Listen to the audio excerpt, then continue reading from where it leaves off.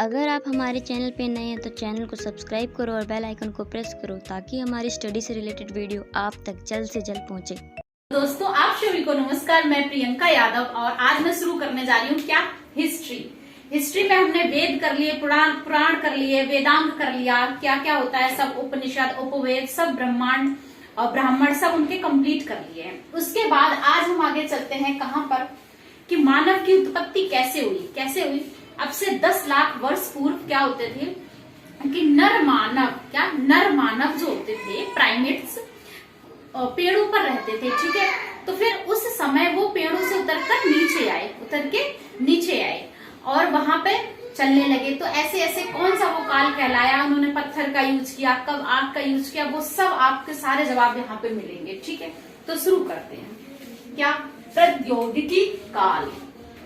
प्रागैतिहासिक काल का मतलब होता है कि प्री हिस्टोरिक पीरियड। क्या, प्री हिस्टोरिक पीरियड। ठीक है, पढ़ते हैं क्या होता है प्री हिस्टोरिक पीरियड में। देखो, जिस काल की जानकारी के लिए हमें कोई लिखित या प्रमाणित सामग्री प्राप्त नहीं है, उसको क्या कहते हैं, प्री हिस्टोरिक काल। क्या कहते हैं इसको, प्राक काल भी कहते हैं, प्राक भी लिख सकते हो तुम, प्राक औद्योगिक काल। ठीक है, प्रागैतिहासिक काल मतलब प्री हिस्टोरिक पीरियड। तो हमने क्या सीखा, कौन सा होता है, जिसका हमें लिखित या कोई प्रमाणित सामग्री नहीं मिलती है। उसके बाद इसी काल में जो औजार एवं हथियार मिले। अच्छा, जानकारी जब लिखित नहीं मिलती है तो फिर कैसे पता चलता है, तो क्या होता है कि जो औजार एवं हथियार हमें प्राप्त हुए वो किसके, पत्थर मतलब पाषाण काल के हैं, इसलिए इन्हें पाषाण काल कहा जाता है, इसलिए इसे पाषाण काल की संज्ञा भी दी गई है। तो हमने समझ लिया प्री हिस्टोरिक पीरियड कौन सा है। ठीक है, आगे बढ़ो। ऐतिहासिक काल, तो जिस काल की जानकारी के लिए हमें लिखित प्रमाणिक साधन उपलब्ध है। क्या, लिखित प्रमाणित साधन उपलब्ध है, उसे विद्वानों ने ऐतिहासिक काल की संज्ञा दी है। उन्हें क्या कहा, ऐतिहासिक काल। तो हमने जल्दी से समझ लिया क्या, कि जिसका हमें मिलता है जानकारी, क्या लिखित साधन है, वो हो गया ऐतिहासिक काल, और जिसकी नहीं है वो क्या हो गया, प्री हिस्टोरिक। अच्छा, तो ये जो मैंने पत्थर या पाषाण युग काल जो शुरू किया था यहाँ पे बताया, इसी को मैंने 3 भागों में डिवाइड किया। कैसे, पाषाण काल को हमने 3 पार्ट में डिवाइड किया, पूरा पाषाण काल, मध्य पाषाण काल और नव पाषाण काल।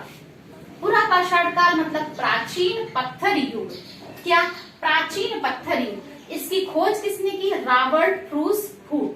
अच्छा, इन्हीं को जनक कहा जाता है, किसका, भारत में प्री हिस्टोरिक का जनक किसे कहा जाता है, जनक रॉबर्ट ब्रूस को। ठीक है, उसके बाद मध्य पाषाण काल मतलब मध्य पत्थर काल, खोज किसने की, जॉन इवांस। किसने, जॉन इवांस ने।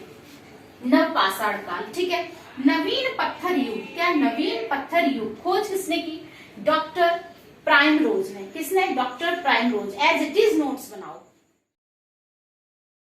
पूरा पाषाण काल मतलब पैल्योर प्लस लिथर। पैल्योर मतलब क्या होता है, प्राचीन, और लिथर मतलब पाषाण मतलब पत्थर। ठीक है, हाँ, तो पैल्योर लिथर मतलब प्राचीन, पाषाण। तो अब हम पढ़ते हैं पूरा पाषाण काल। इसमें क्या है, इसे आखेटक एवं खाद्य संग्राहक काल के रूप में भी जाना जाता है। जैसा कि नाम से ही पता चल रहा है, क्या, आखेटक मतलब यहाँ पर लोग क्या करते हैं, शिकार पर निर्भर होते हैं। ठीक है, तो भारत में पूरा पाषाण कालीन मनुष्य के शारीरिक अवशेष कहीं से भी नहीं मिले हैं। मैंने क्या बोला कि पूरा पाषाण काल के यहाँ पर कोई भारत में अवशेष नहीं मिले हैं। अच्छा, ये निर्भर किस पर रहते थे, शिकार पर, इसीलिए तो इनको आखेटक कहा गया है।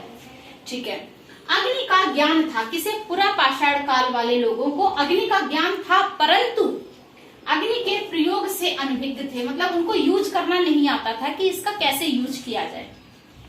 उसके बाद ग्रिटो जाति के थे, इनकी भी तो कोई जाति होगी भाई, ग्रिटो जाति के होते थे। ठीक है, उसके बाद पूरा पाषाण काल को 3 भागों में डिवाइड किया गया है। अभी मैंने क्या बोला था, पूरा पाषाण काल, मध्य पाषाण काल और ये नवीन पाषाण काल। अब हम उसमें से भी हम किसको पढ़ रहे हैं, पूरा पाषाण काल को। अब पूरा पाषाण काल को भी 3 भागों में विभाजित किया गया है। अब तुमने तो पढ़ी होगी ज्यादा से ज्यादा लूसेंट। क्या पढ़ी होगी, लूसेंट ना। तुम कहोगे अरे हमने तो ये पढ़ा ही नहीं, हमने तो बस इतना पढ़ा कि अग्नि की खोज इस काल में हुई और ये हुआ, मानव की उत्पत्ति इस काल में हुई। एक बार ढंग से पढ़ लो, फिर लोअर पीसीएस तक तुम्हारा कोई भी पेपर रुकेगा नहीं। अब मैं कहूंगी लोअर पीसीएस तक, क्यों? क्योंकि यूपीएसआई हो गया, यूपी पुलिस हो गया, लेखपाल वीडियो, इन सबका लेवल कम होता है। ठीक है, तो एक बार तसल्ली से पढ़ लो, अच्छे से नोट्स बना लो। तो पूरा पाषाण काल को भी 3 भागों में डिवाइड किया गया है। किसने? देखो आगे, निम्न पुरा पाषाण काल, मध्य पुरा पाषाण काल और उच्च पुरा पाषाण काल। ठीक है, 3 भागों में विभाजित हो गया। तो अब हम पढ़ते हैं निम्न पुरा पाषाण काल। इसमें क्या है? चॉपर चॉपिंग पूछेगा। चॉपर चॉपिंग का संबंध किस काल से है? ठीक है, तो चॉपर चॉपिंग पेंगुल संस्कृति जो है ये पंजाब के सोहन घाटी से मिली है। ठीक है, ये किसकी है? निम्न पुरा पाषाण काल की। हैंड एक्स संस्कृति मतलब कुल्हाड़ी की बात कर रहा है ये। हैंड एक्स संस्कृति ये मद्रास के निकट का कोई स्थान है, वहां से मिली है। ठीक है, उसके बाद हम एक बात करते हैं लोहदा नाला। लोहदा नाला ये खास क्यों मैंने इसको धीरे से बोला?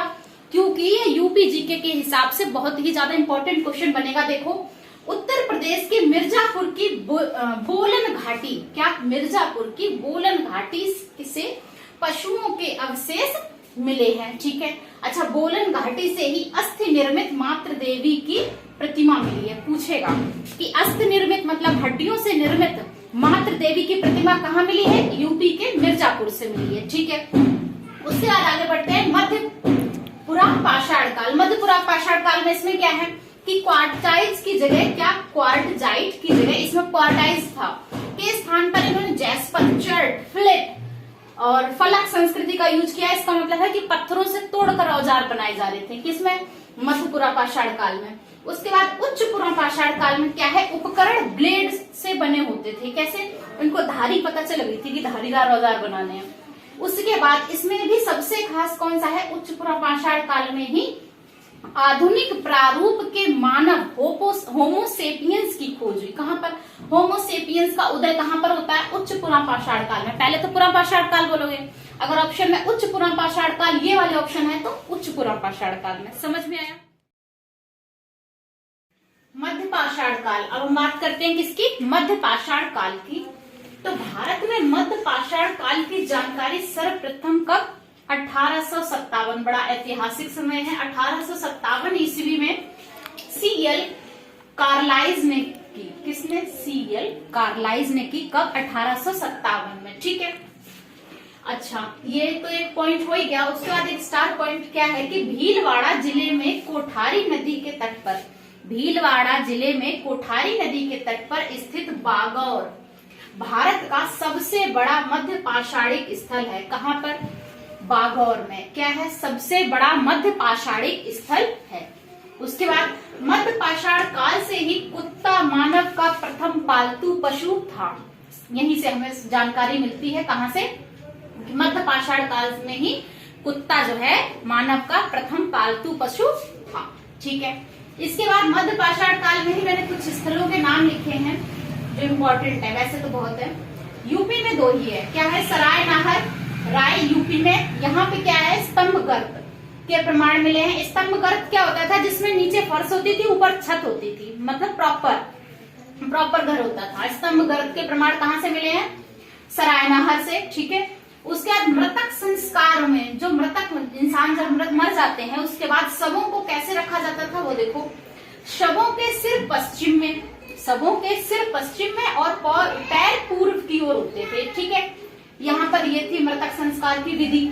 उसके बाद यहाँ पे हत्या का प्रथम साक्ष्य भी मिला है। कैसे? कि एक शव उसमें ऐसा मिला है जिसके सिर पर पत्थर घुसाया हुआ है। कहने का मतलब जानबूझ के उसकी हत्या की गई है। तो हत्या का साक्ष्य भी कहाँ से मिलता है? सराय नाहर यूपी। ठीक है, कहाँ पे? मध्य पाषाण काल का समय है। उसके बाद बात करते हैं मैदहा यूपी का। यहाँ पर क्या है? प्रतापगढ़ जिले से हड्डी व सींग के उपकरण व आभूषण मिले हैं। कहाँ से? प्रतापगढ़, वही आमला नगरी प्रतापगढ़ से क्या मिला है? हड्डी व सींग के आभूषण प्राप्त हुए हैं। उसके बाद स्त्री पुरुष को साथ में दफनाने का यहीं से साक्ष्य मिला है। स्त्री पुरुष को साथ में दफनाने का साक्ष्य यूपी के यहाँ से मिला है। उसके बाद आदमगढ़, ये एमपी में है। ये कहाँ पे है? मध्य प्रदेश में। आदमगढ़ यहाँ पे क्या है? यह स्थल होशंगाबाद में, एमपी के होशंगाबाद में है। यहीं पर पशुपालन का प्रथम साक्ष्य मिला है। पशुपालन का प्रथम साक्ष्य यहीं से मिला है। ठीक है, नवपाषाण काल। ठीक है, मध्य पाषाण के बाद अब हम कहाँ पहुंच गए? नवपाषाण काल में। ठीक है, नियो मतलब नवीन। नियोपैलियोलिथिक नव पाषाण काल की। ठीक है, खोज में पहले ही बता चुकी हूँ कि भारत में इसकी खोज का श्रेय किसको जाता है, डॉक्टर प्राइमरोज को जाता है। ठीक है, उनको जाता है। ठीक है, इसमें से जो इम्पोर्टेंट पॉइंट है वो मैंने लिख दिए हैं, वरना पढ़ने का तो अथाह सागर है, बहुत पढ़ते रहो। ठीक है, जो पेपर के हिसाब से जो इम्पोर्टेंट लगा मुझे। ये मेहरगढ़ कहाँ पर, बलूचिस्तान प्रांत में कृषि के प्राचीनतम साक्ष्य प्राप्त हुए। कहाँ पर, मेहरगढ़ बलूचिस्तान में। ठीक है, कृषि के प्राचीनतम साक्ष्य प्राप्त हुए। कहाँ का काल है, नवपाषाण काल। पॉलिशदार पत्थर के औजार, अभी तक ये औजार बनाना सीखे, अब ये क्या पॉलिश उस पे कर रहे हैं, ये किस काल में, नवपाषाण काल में। बुर्ज होम, कब्रों में पालतू कुत्तों को मालिकों के साथ दफनाया जाता था, इसके साक्ष्य कहाँ पर है, नवपाषाण काल में। डायरेक्ट पूछ लेगा अगर एग्जामिनर को पेपर टफ बनाना है, क्योंकि अब वो लूसेंट से पेपर एकदम से नहीं बना देगा कि तुम लूसेंट पढ़ लो और हो गया, थोड़ा डिटेल जाना पड़ेगा। ठीक है, उसके बाद चिरांद कहाँ पर है, बिहार प्रांत में। यहाँ पर क्या है, हड्डी के उपकरण जो हिरण के सींगों से बनाए गए हैं वो प्राप्त हुए हैं। ठीक है, इसी नवपाषाण काल में ही पहिए व कृषि का आविष्कार प्राप्त हुआ है। कहाँ पर, नवपाषाण काल में पहिए व कृषि के साक्ष्य मिलते हैं कि यहाँ से कृषि शुरू हो गई थी। उसके बाद 3 यूपी के जगह है, इसका नाम क्या है, कोलडेहवा, जो बोलन घाटी में है। बोलन घाटी कहाँ थी, मिर्जापुर से धान के कृषि का साक्ष्य मिलता है ना, धान की कृषि। ठीक है, इनको चावल का यहाँ पे मिला है। उसके बाद मेघहरा, यहाँ पे यूपी में, यहाँ से जौ की खेती के साक्ष्य मिलते हैं। उसके बाद तीसरा प्लेस आपको याद रखना है, चौपानी मांडो, ये कहाँ पर है, यूपी में। यहाँ पर मधुमक्खी के छत्ते के समान इनके घर होते थे, कैसे घर, झोपड़ियां। ठीक है, और हस्त निर्मित इनके मृदभांड प्राप्त हुए हैं चौपानी से। एक सबसे ज्यादा इंपॉर्टेंट नवीनतम खोज क्या हुई है अभी, कि भारत में चावल की खेती का प्राचीनतम साक्ष्य, तो ये सबसे ज्यादा प्राचीन है। प्राचीनतम साक्ष्य कहाँ से मिला है, उत्तर प्रदेश के संत कबीर नगर के जिले के लहुरा देव। कहाँ से, लहुरा देव 8000 ईसा पूर्व से यहाँ से प्राप्त हुए हैं। कहाँ से, नवपाषाण काल के उत्तर प्रदेश के संत कबीर नगर जिले से कृषि के प्राचीनतम साक्ष्य प्राप्त हुए। ये तुम्हारा हुआ तीनों काल कंप्लीट। अब अगली वीडियो में हम पढ़ेंगे ताम्रपाषाण काल और धातु युग के बारे में जानेंगे, उसके बाद आगे बढ़ते रहेंगे। तो इनके बेसिक से शुरू से अच्छे से नोट्स बना लो, इतना इंपॉर्टेंट टॉपिक है, और जो भी नया जुड़ा है वो सब ऐड करके आपको पूरे नोट्स मैंने प्रोवाइड करा दिए विद स्क्रीनशॉट। ठीक है, ये फोटो भी आपको मिलेगी, इसको पॉज करके आप लिखते जाओ। ठीक है, ओके, थैंक यू।